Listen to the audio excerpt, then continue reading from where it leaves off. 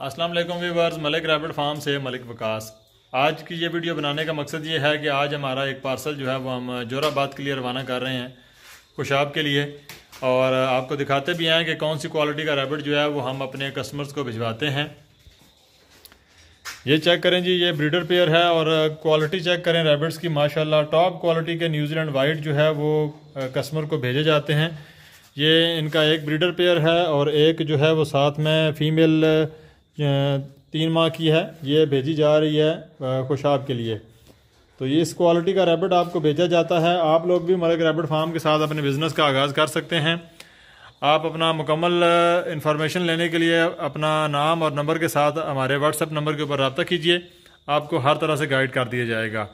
वाहिद farm है जो ना सिर्फ आपको माल सेल करता है बल्कि आपसे माल वापस लेने का एग्रीमेंट भी करता है।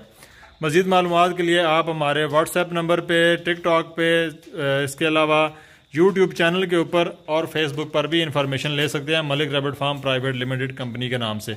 बहुत शुक्रिया, अल्लाह हाफिज़।